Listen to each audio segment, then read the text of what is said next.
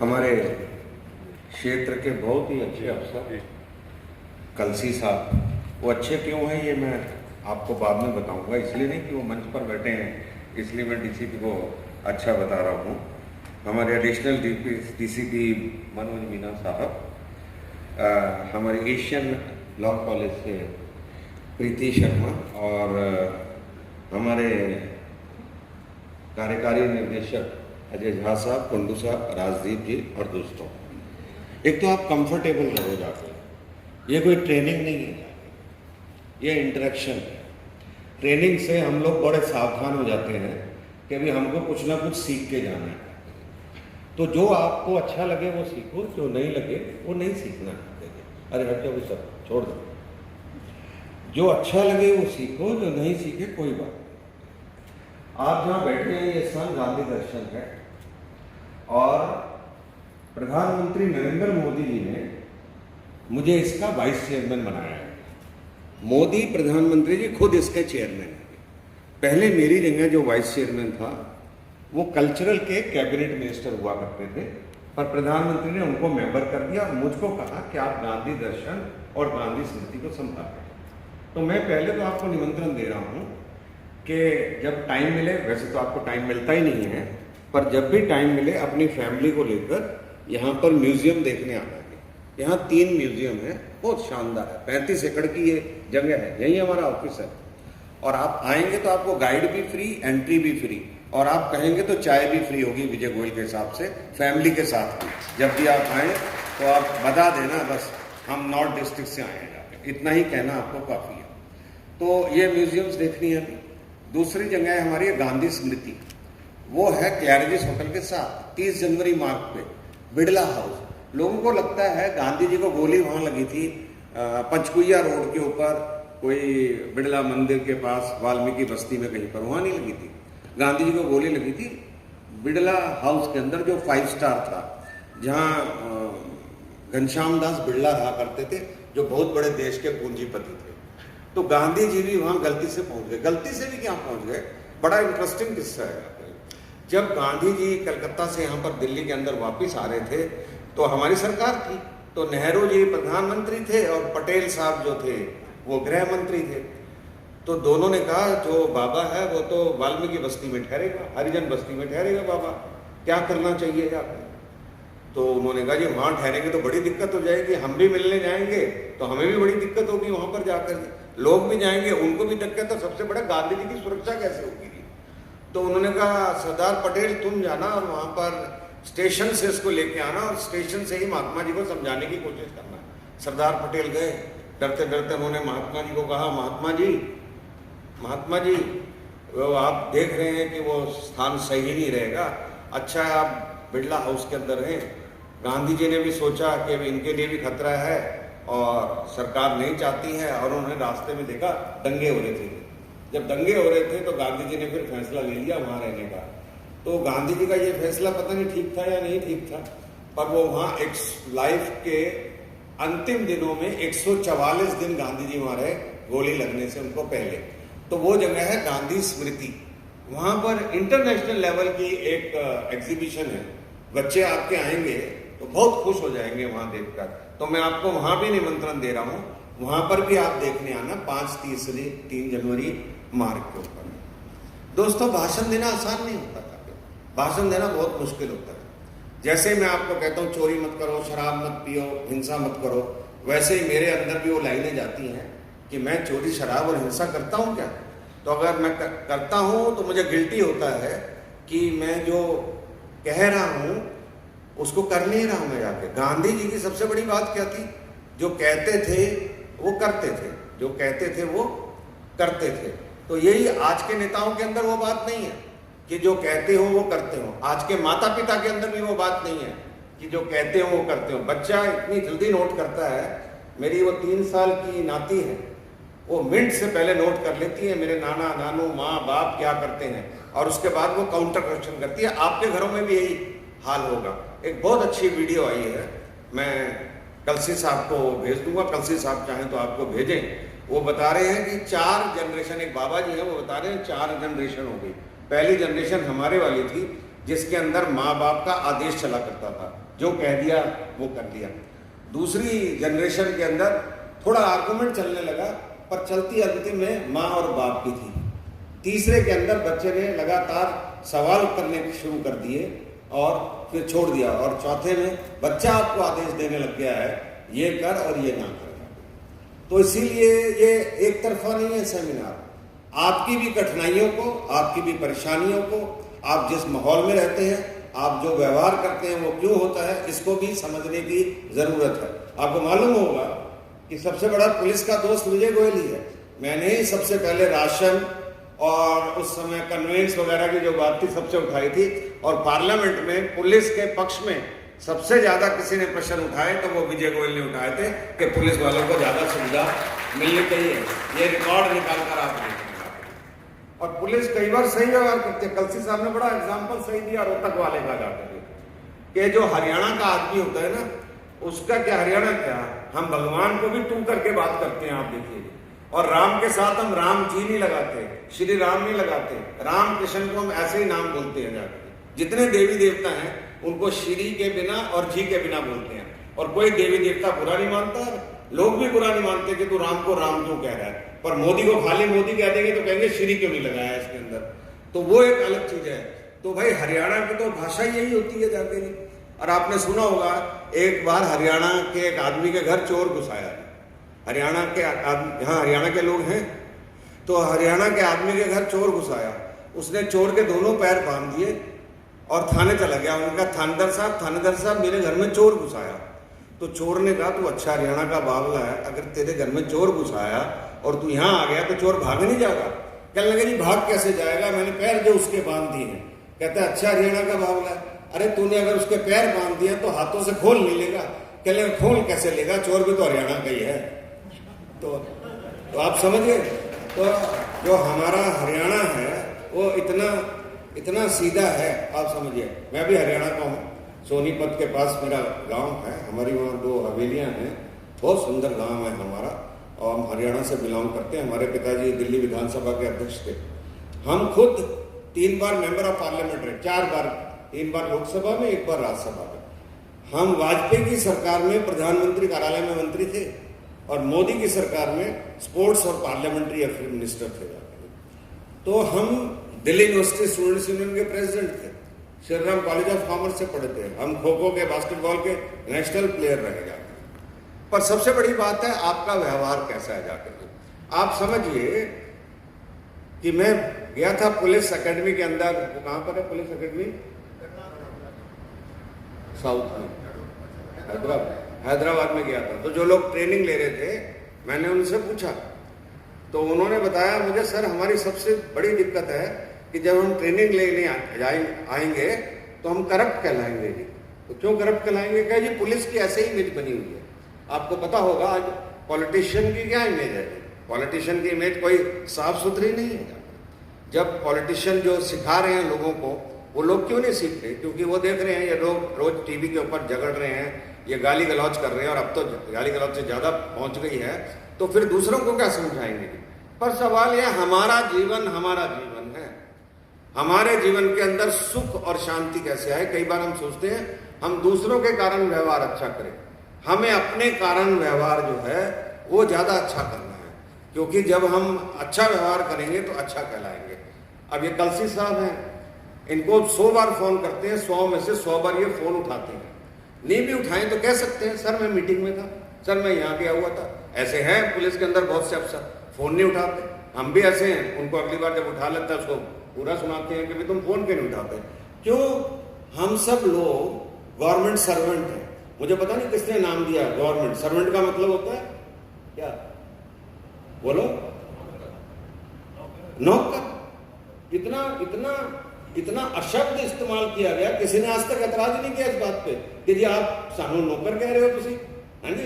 तो नौकर कह रहे हैं, तो और उसके बाद भी नौकर मालिक हो गए। जितने नौकर हैं वो सब मालिक हो गए जाकर। पुलिस से आज सब डरते हैं, ब्यूरोक्रेसी से भी डरते हैं। अगर किसी सेक्रेटरी के पास भी चले जाओ तो आप ये देखा होगा, जनरली पुलिस के घर में फोन नहीं आते हैं कि मेरा घर हो गया या इस तरह से हो गया जाकर। लोग ज्यादा थाने आते हैं। ब्यूरोक्रेट्स के भी घर फोन नहीं आते हैं, लीडरों के घर जरूर लोग पहुंच जाते हैं, या फोन भी कर देते हैं, या गाली भी निकाल देते हैं। तो सबसे बड़ी बात यह है कि पुलिस की नौकरी करना आज कोई आसान नौकरी नहीं है।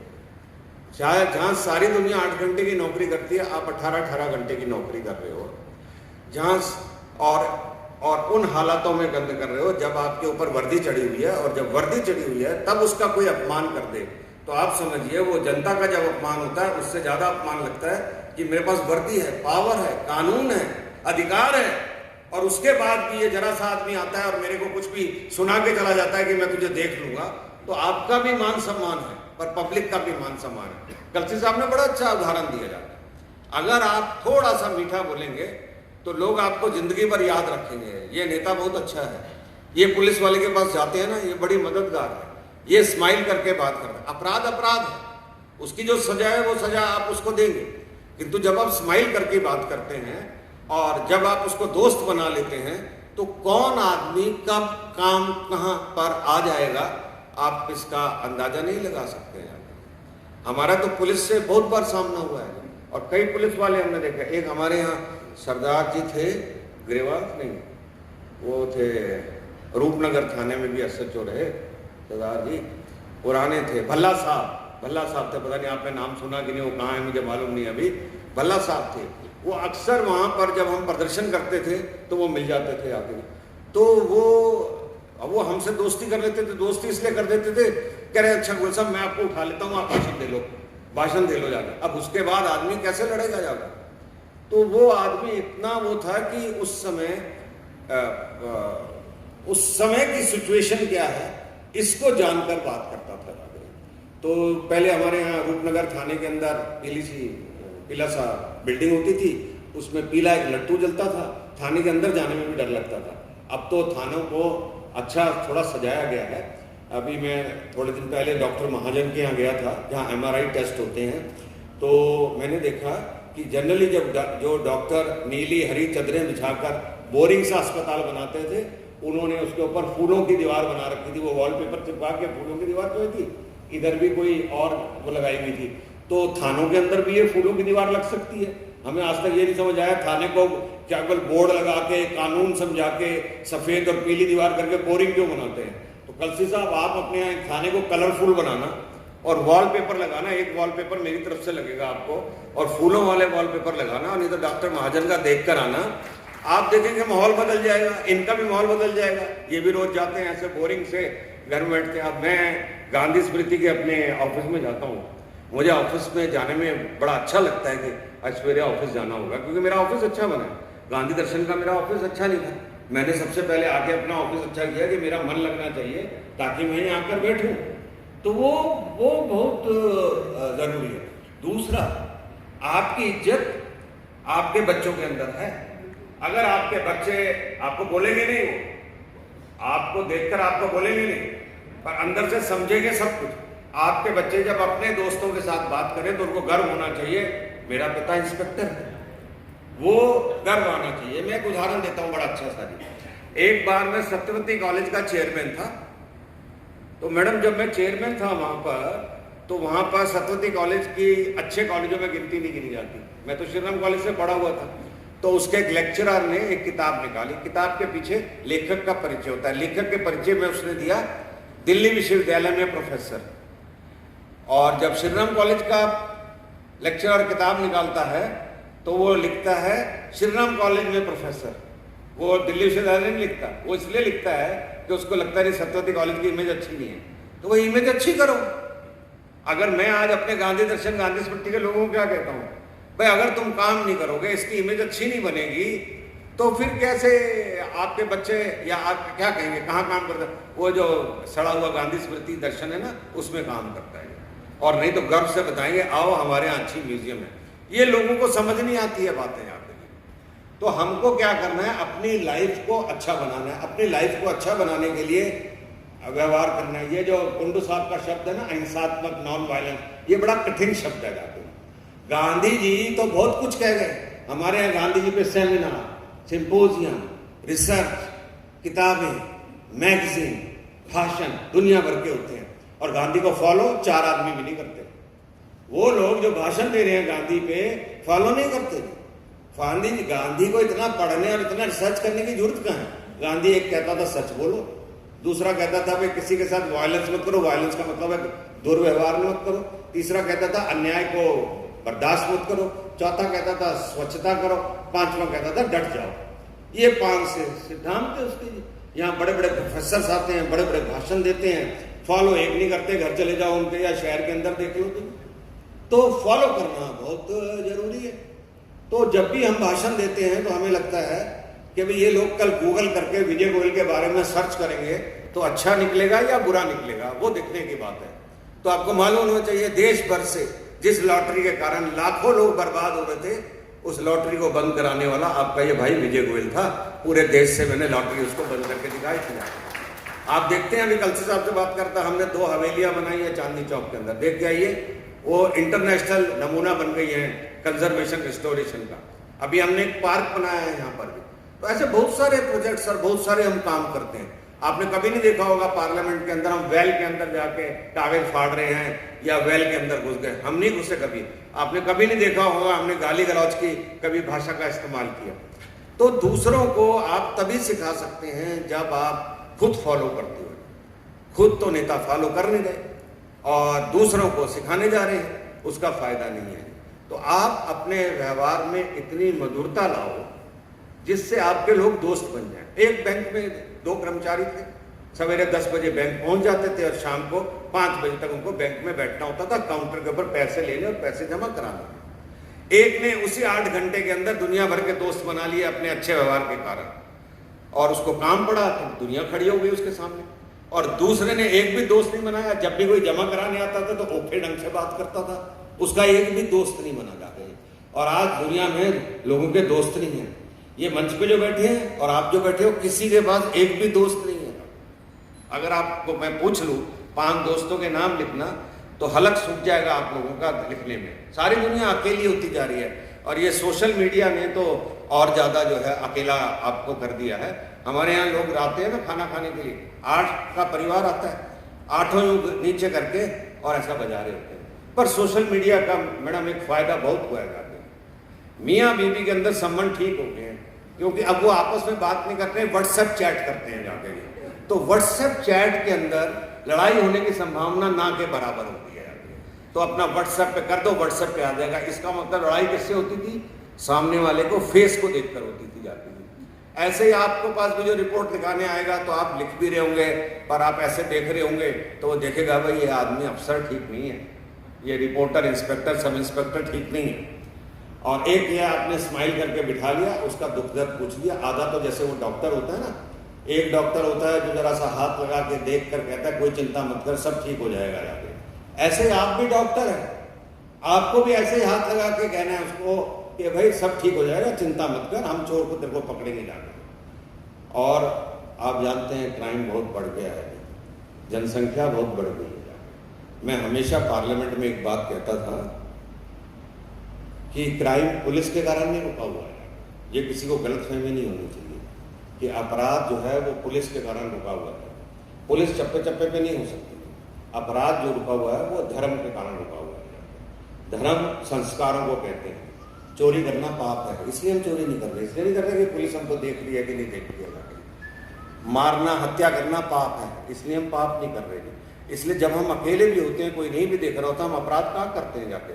नहीं तो क्या इतने बड़े देश के अंदर आप समझते हैं इतनी सारी पुलिस थोड़ी है। तो बेसिक क्या है कि धर्म से रुका हुआ है। इसलिए मैं हमेशा कहता हूँ धर्म और संस्कारों का प्रचार सरकार को भी करना चाहिए। जैसे आजकल सरकार टूरिज्म के लिए धार्मिक स्थानों का प्रचार कर रही है ना, वो हमारे देश की संस्कृति है, हमारा कल्चर है। पहले लोग धर्म के स्थान को हाथ लगाने में डरते थे, सेक्युलरिज्म सेक्युलरिज्म।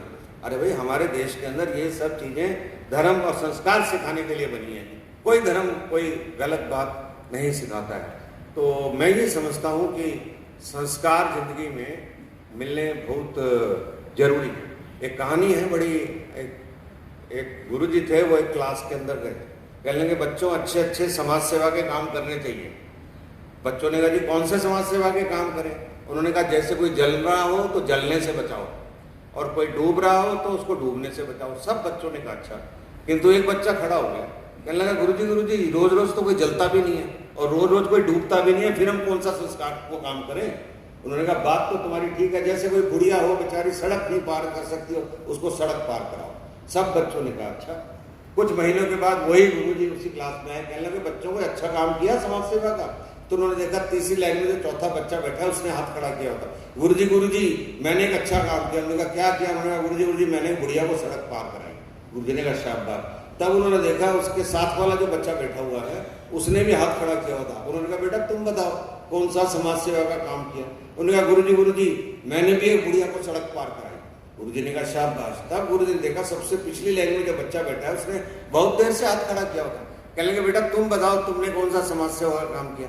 कहने लगे गुरुजी मैंने एक बुढ़िया को सड़क पार कराई। गुरुजी ने माथे पे हाथ मारा, अबे तुम इतने सारी बुढ़िया कहाँ से मिल गई? कहने लगे गुरुजी बुढ़िया तो एक ही थी, सड़क नहीं पार करना चाहती थी, हमने उसको धक्के मार के सड़क पार करा दिया जी। तो भाई गुरुजी कह गए और हमने समाज सेवा के ऐसे, समाज सेवा वो जिसका फायदा होना चाहिए आगे। और आप ये देखेंगे जब आप इलाके में जाते हैं, क्षेत्र में जाते हैं, उस समय आप किसी से भी मीठा बोलते हैं तो आपका मीठा बोलना दुगना असर करता है। क्यों? क्योंकि वो आपसे एक्सपेक्ट ये करता है कि ये कड़वा बोलेगा, पर आप देखेंगे अगर वो मीठा बोलेगा तो वो बहुत ही अच्छा होगा। तो मैं समझता हूँ आज का ये जो रखा है बहुत ही अच्छा सेशन होने वाला है।